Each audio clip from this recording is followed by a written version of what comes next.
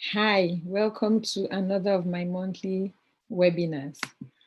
Today's topic is the power in asking for help. Thank you so much for joining me. It's my pleasure and my honor to have you with me today. For those of you who may not know me, my name is Stella Ikukbulu. Here are some pictures of me.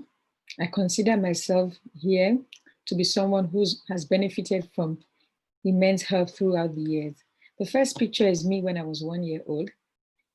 I couldn't do anything for myself, not even to feed myself. I was helped by my parents, my relations, and countless people. The second picture is me working on my final year project in the university. We worked as a team of final year students, supported by research assistants and supervised by our professors in the laboratory. We encouraged each other when the results of the experiment were not going according to plan. We developed a great support system that ensured we all emerged successful. And the final picture is me on my last day at my last job. I think you can see my bunch of flowers given to me by my ex-boss. So I had gone from my laboratory days to build a career of 25 years in auditing, banking, and manufacturing. Through my entire career, I never hesitated asking for help from my supervisors, contemporaries, and subordinates. Sometimes I got help, other times I was denied, but that didn't deter me. I now work as a coach, trainer on personal growth, leadership, and behavioral analysis.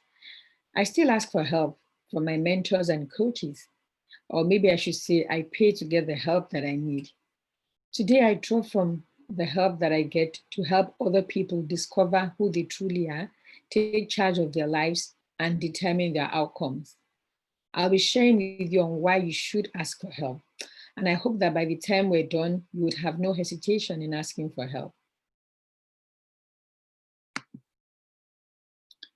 When do you have the opportunity to ask for help?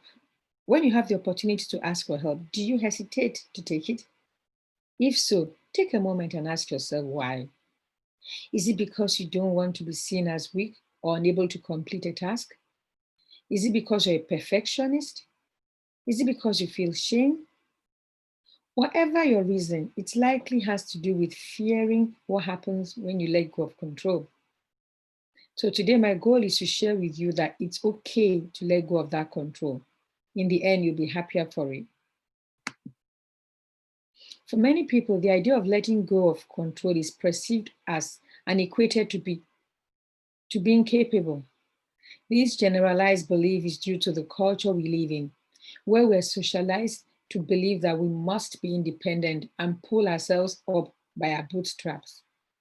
In reality, not only is it actually beneficial for us to reach out for help from others, but doing so can release us from this trap of a belief that we have to be okay and we have to be capable all the time. So I'd like you to repeat after me. It's okay not to be okay. It's okay not to be okay. Isn't it a relief to know that it's okay not to be okay all the time? No one ever is. People just pretend to be. About the time we hit puberty and start gaining a bit more independence, we suddenly start thinking we know everything. We've got the hang of this thing and we get it. We don't need to ask for help anymore as a childhood. This feeling tends to ebb and flow throughout adulthood, with people floating from along either end of the spectrum. For those of us who might identify as control freaks, perfectionists, or type A, the feeling of knowing everything might be a bit more prevalent. I know because I used to be a control freak. I didn't believe people could do things the way I wanted it done. Because of this belief I held, it became my reality. Whatever people helped me to do wasn't up to my standard. That gave me strong reason to handle what I consider critical by myself. And this list was long. I don't know if there's any one of you who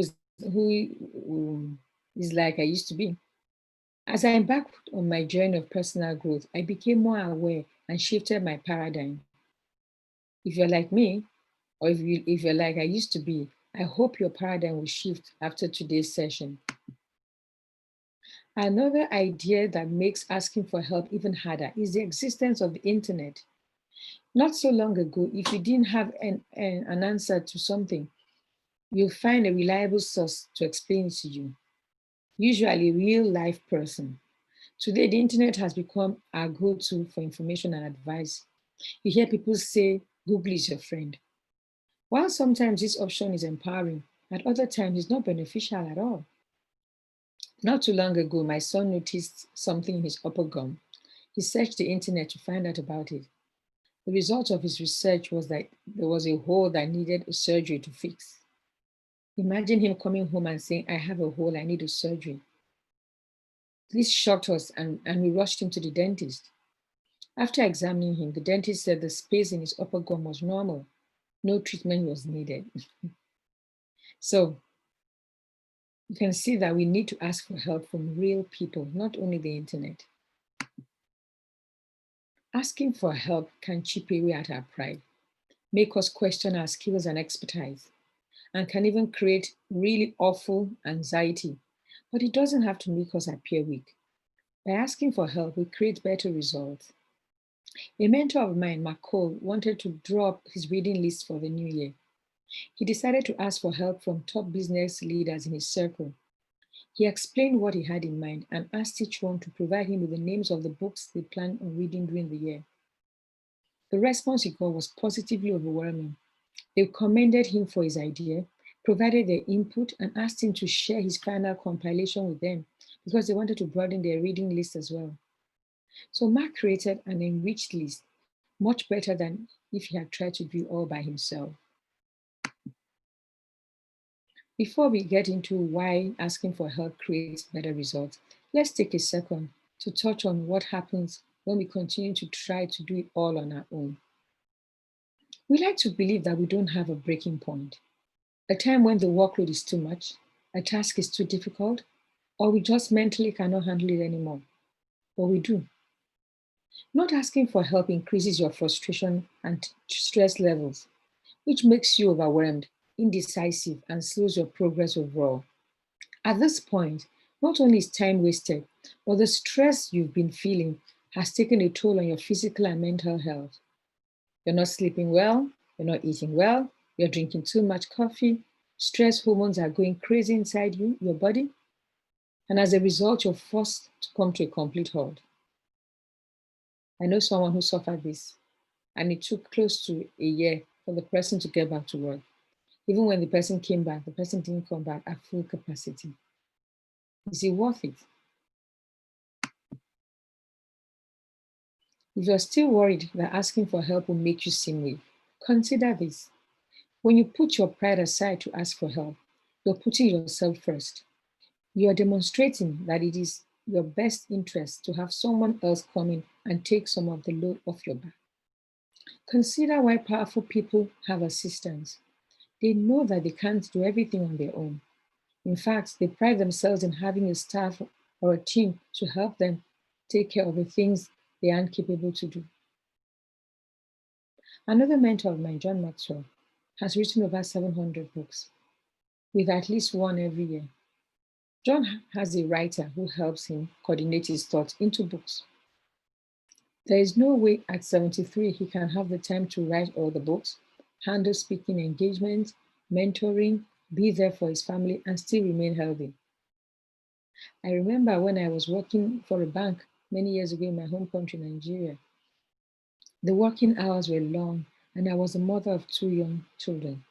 I had to employ a driver, a house help, a babysitter, a laundryman to help me take care of the things I couldn't handle.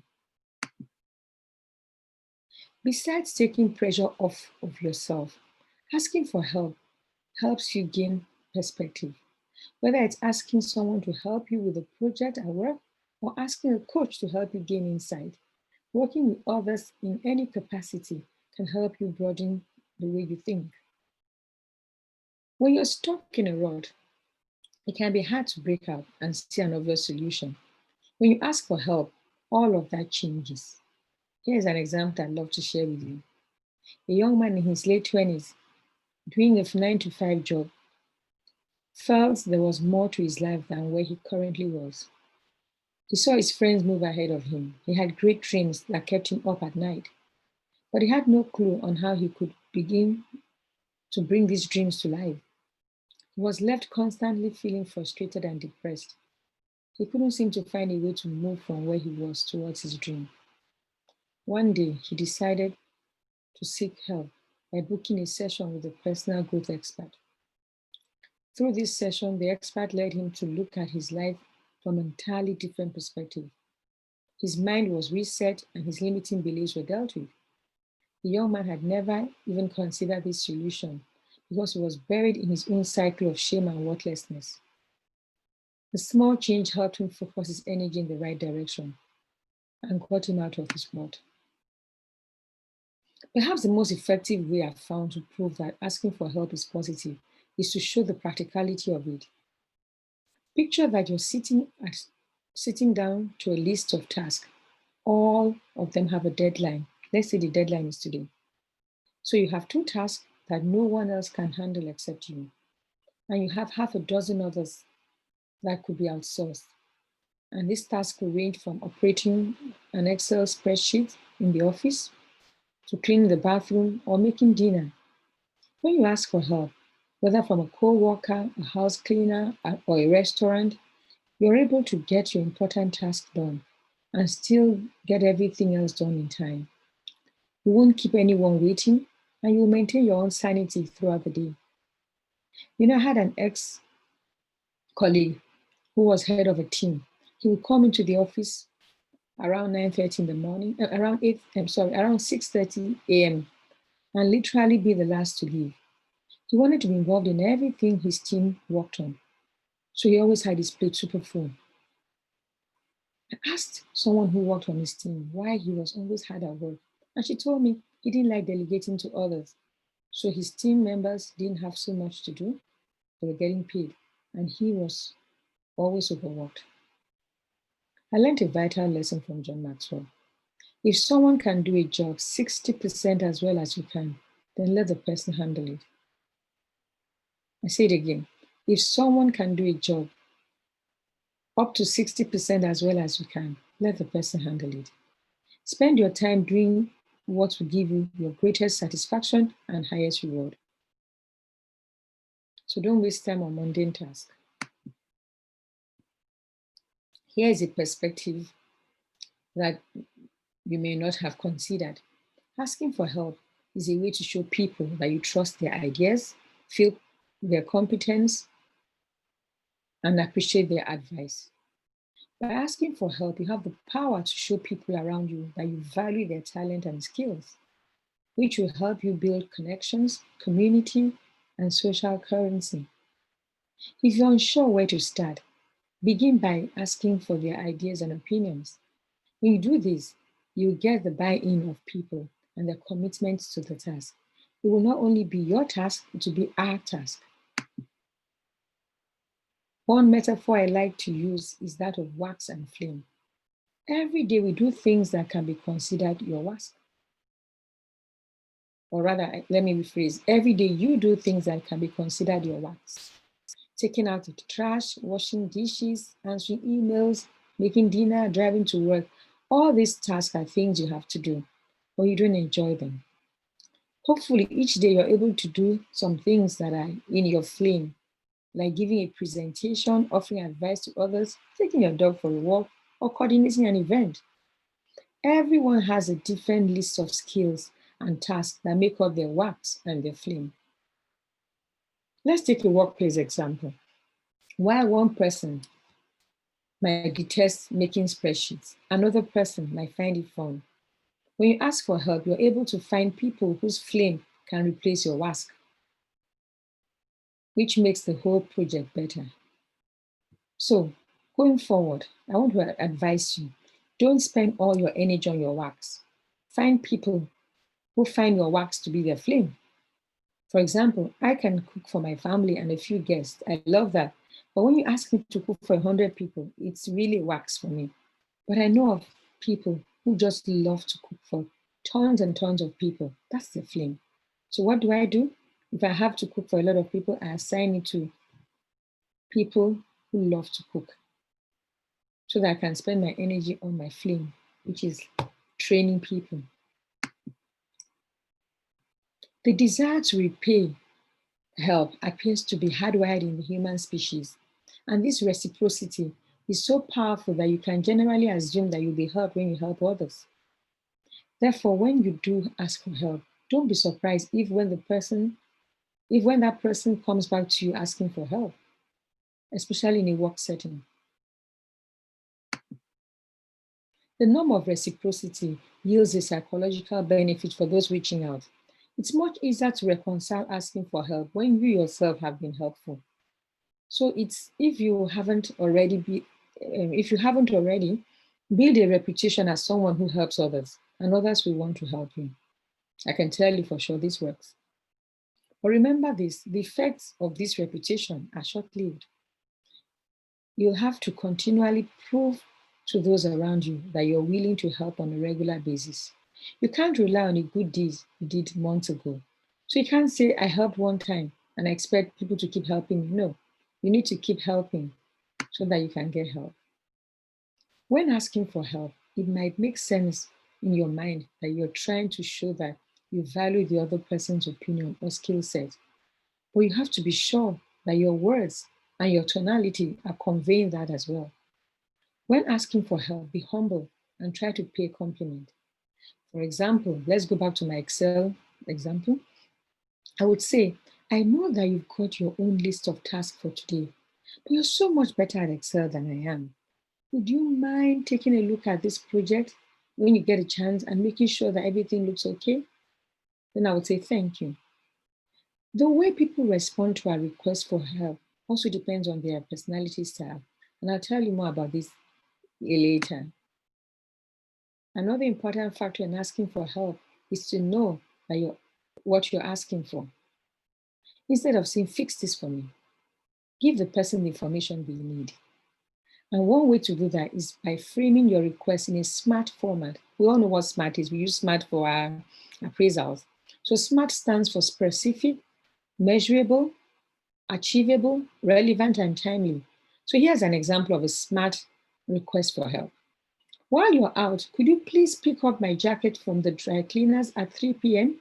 It's at Environ Cleaners on the second floor in Glad Central. I'm still stuck at a meeting and I'm not sure I'll be able to make it before they close. That's a SMART way of asking for help. Don't make it difficult for someone who is helping you to execute the errand. In this example, the person knows exactly where the dry cleaner is, the location, and the time that my item will be ready for pickup. Sometimes we get stuck in a mindset that a task is so impossible that we can't solve it, no one else can. This is really wrong. When you find yourself thinking this way, begin to ask yourself questions. You cannot be the only one who knows how to fix it. And so sometimes people just sit down glued to their desk and spend hours working on an assignment, on a task, because you just feel that if I can't do it, no one else can do it. You might not know that your coworker who works as a data analyst actually has a degree in marketing. You might not also realize that your friend who lives with the same mental disorder as you and can offer help and support. When you begin asking for help, you don't know where that road will lead. Even if someone can't help you directly, they could point you in the right direction. They may know someone who knows someone who knows someone that could help you.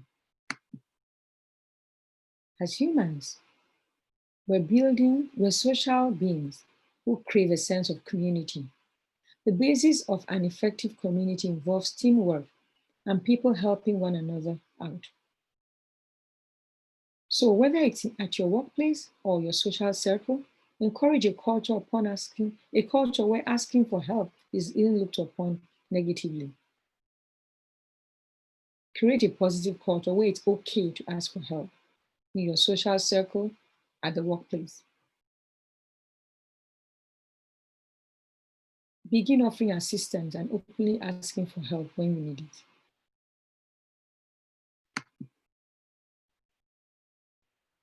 We're beginning to reach the tail end of our time together, and I want to go over a few key points with you.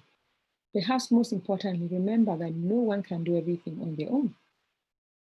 While there may be figureheads or cultural icons we look up to who are seemingly self-reliant, There's usually a team of people behind the scene helping them along the way. Recently, a few days ago, a new president was sworn in for the United States. Before his swearing in, he had already named his team of advisors. There's no way he can know everything on international relations, healthcare, COVID, climate. There's no way one person can know that. So don't put the pressure on yourself and expect that you should know everything. Ask yourself, if you do not actively want to learn from others, are you really growing as a person? If you're not getting to know the skills and talent of those around you, how well connected are you really? So my question for you, what harm are you doing to yourself when you don't ask for help? I'm going to share with you how I can be of help to you. Remember I said at the beginning that I'm a trainer on personal growth, leadership, and behavioral analysis. Why did I get involved in personal growth? Because I discovered that personal growth is a growth that happens when you've left the four walls of a school. And it's a growth that nobody really prompts you and nobody directs you in. I can tell you, when I was working, all the trainings that I had were key towards my career. So I had some trainings that were specific to the task I was doing, and a few others to help me, say, manage those that I was leading. But no one really was directed towards me getting better as a person. Now, when you invest in your personal growth, what happens is that it shows up in your career at the workplace, it shows up in your personal life and your relationship with others. And if you're someone who's spiritual, it shows up there as well. So I'd like to invite you for a personal growth training, a 6 weeks personal growth training, which I have, and it's starting on the 11th of February. It's going to be every week for 90 minutes, once a week, and for 90 minutes, and it's for a 6 weeks duration. We'll be talking about make your today matter. You see, many people want to have a good life, but they don't know how to. Having a successful life starts with actions you take today. You cannot expect to have a great future if you don't do anything about it today. Success is a process, it's not an achievement. So we're going to learn how to create your day. We're going to adjust your daily routines in order to cultivate healthy habits that will help you win in leadership and in life. The class size is 12 people, and the price is $197. Of course, if you want to pay in any currency other than this, you can send me an email. Now, this is how I can help you. If you want to seek for help, remember I mentioned earlier that people respond to your request for help based on their personality style. I'm a behavioral analyst. I know that there are four distinct personality styles. And because I've learned this, I know how to appeal to each people. So for example, there's a personality style that doesn't like being taken advantage of. So when you're asking such people for help, you need to know how to ask them for help so that it doesn't appear like you're taking advantage of them. There's another style that doesn't like rejection. So when you're asking for help from such people, or such people are offering you help, you need to be careful in the way you respond to them. So I'm going to have a workshop on Saturday, February 13th.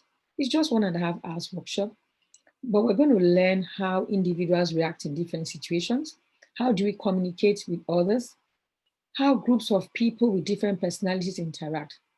And how do we maximize areas of individual strengths and minimize areas of weaknesses? And how to anticipate personality conflicts before they arise. Now, if you are working in a team, you're heading a team, this is good for you. So you know how the people in your team will react in order to avoid conflicts. This is only $24.99. Like I said, if you want to pay in any currency other than this, please send me an email. And I'm going to be sharing the links to these two programs with you. Remember that when you don't ask for help, you're missing out on more than social connections and team building. You're putting more on your plate than you can handle. And this could result in lost time, lack of productivity, do-overs, mistakes, failures. The root of asking for help is built around the fact that having a support system that you can count on is extremely beneficial for your mental state and therefore your overall state of well-being. How would your life be different if you had a mutual sense of reciprocity with those around you? If you could call on someone and ask for a favor, you could walk up to a coworker and get the advice you need, or feel vulnerable enough with someone to share your fears. Will the consequences really be that great? I don't think so. I'm so happy that you all decided to join me for this special event, and I hope that you got something out of it. And my next webinar is going to be at the same time next month. It's a monthly webinar series I'm holding. So it's going to be on the third Thursday in the month of February, and the time will be 7:30 p.m. I look forward to having you there. Thank you once again, and goodbye.